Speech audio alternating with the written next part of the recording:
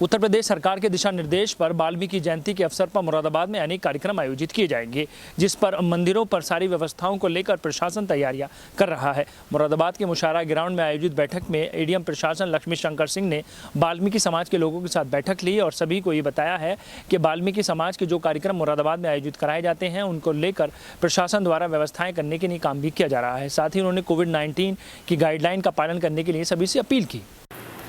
उत्तर प्रदेश शासन के निर्देश पर इस बार पूरे प्रदेश में वाल्मीकि जयंती के उपलक्ष्य में प्रशासन की तरफ से जनता का सहयोग, लेकिन वाल्मीकि रामायण का आयोजन मंदिरों में किया जाएगा। इसलिए मंदिरों में सजावट, साउंड और रामायण का पाठ करने वाले कलाकारों का सम्मान भी किया जाएगा। इसके लिए मुरादाबाद में नगर निगम के द्वारा मंदिरों में सजावट, साफ सफाई और लाइटिंग की जाएगी। साथ ही साथ हर मंदिर पर शासन के निर्देश पर एक नोडल अधिकारी नियुक्त किया गया है, जिसकी जिम्मेदारी होगी कि वो सारी व्यवस्थाएं सुचारू रूप से कराए। साथ ही साथ मंदिर में पानी की व्यवस्था और साफ सफाई के निर्देश दिए गए हैं। वहीं मुरादाबाद के एडीएम लक्ष्मी शंकर सिंह की माने तो इसके लिए मुरादाबाद प्रशासन की तरफ से पूरी तैयारी कर ली गई है। मुरादाबाद में हर मंदिर पर नोडल अधिकारी नियुक्त किया गया है, जिसकी जिम्मेदारी होगी कि रामायण के पाठ में किसी भी तरीके का व्यवधान न पाए। शुक्रवार को मुरादाबाद के कलेक्ट्रेट के मुशायरा ग्राउंड में अपर जिलाधिकारी प्रशासन लक्ष्मी शंकर सिंह ने वाल्मीकि समाज के लोगों के साथ बैठक ली और प्रशासन द्वारा की जा रही व्यवस्थाओं को लेकर सभी के सामने रखा। एडीएम प्रशासन लक्ष्मी शंकर सिंह का कहना था कि मुरादाबाद में शासन के आदेश पर वाल्मीकि जयंती कार्यक्रम को लेकर रणनीति तैयार की गई है और सभी से कोविड-19 की गाइडलाइन का पालन करने के लिए भी अपील की जा रही है। लक्ष्मी शंकर सिंह ने पत्रकारों से बात करते हुए कहा कि इस बार शासन के आदेश पर वाल्मीकि जयंती कार्यक्रम शहर के कई स्थानों पर मनाया जा रहा है। इसके लिए प्रशासन द्वारा व्यवस्थाएं की जा रही हैं।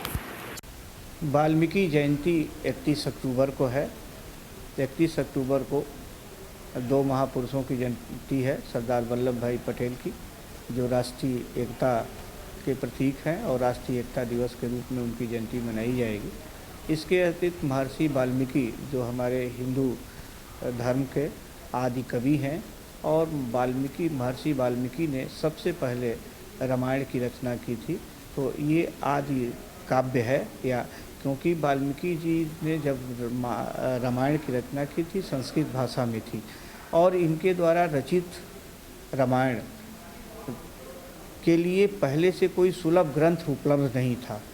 इन्होंने अपने ज्ञान से, अपने आध्यात्मिक ज्ञान से, अपनी ईश्वर के प्रति भक्ति से, राम के प्रति भक्ति से जो उन्हें दिव्य दर्शन हुए, उसके आधार पर उन्होंने महर्षि वाल्मीकि जी ने आदि कवि रामायण की रचना की। इसीलिए आदि कवि कहे जाते हैं।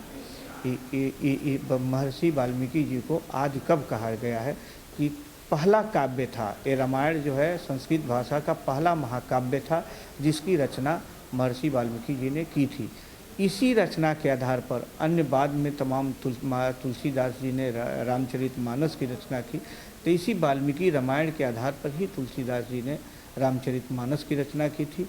अन्य भाषाओं में जो भी राम के चरित्र पर विभिन्न भाषाओं में रामायण की रचना हुई है, तो यही आदि कवि वाल्मीकि जी के रामायण के आधार पर ही हुई है। तो इसलिए महर्षि वाल्मीकि जी के जयंती को एक धार्मिक उत्सव के रूप में मनाए जाने हेतु उत्तर प्रदेश सरकार द्वारा निर्णय लिया गया है। इसके लिए जो हमारे हिंदू धर्म के वाल्मीकि समुदाय के जहाँ लोग ज़्यादा से निवास करते हैं, तो राम मंदिर है, हनुमान जी का मंदिर है या वाल्मीकि जी का मंदिर है, उन मंदिरों में एक रामायण पाठ, मानस पाठ किए जाने का आयोजन किया जाना है और उसमें सरकार ने आदेश किए हैं कि 8 घंटे का, 12 घंटे का, 24 घंटे का अखंड पाठ का आयोजन किया जाए। तो इसी अखंड पाठ के संबंध में कि कहाँ कहाँ हम लोग आयोजित करेंगे, जहाँ जिस स्थल पर आयोजित किया जाएगा उस स्थल का नोडल अधिकारी कौन होगा, उसका आयोजन किसके द्वारा कराया जाएगा, कौन कौन से उसमें गायन मंडली होगी, इनके सभी डिटेल्स, उनके लिए जो गवर्नमेंट के जो सुझाव हैं, गवर्नमेंट के आदेश हैं, उनका कैसे पालन किया जाए, सोशल डिस्टेंसिंग का कैसे पालन हो, सैनिटाइजेशन का कैसे पालन हो, ज़्यादा भीड़ न इकट्ठा हो, इन सब दृष्टिगत रखते हुए आयोजन किया जाना है। इसी आयोजन के लिए आज बैठक बुलाई गई है। अपील करना चाहेंगे? मैं अपील करूंगा कि सभी लोग सोशल डिस्टेंसिंग का पालन करें और अपने मास्क का ज़रूर प्रयोग करें और सफाई का, स्वच्छता के साथ साथ अपने हाथ को समय समय पर 1 घंटे 2 घंटे में जब भी बाहर से आएँ घर में प्रवेश करने के साथ साथ हाथ जरूर धोएं, मास्क का जरूर प्रयोग करें और यथासंभव कॉटन मास्क का प्रयोग करें।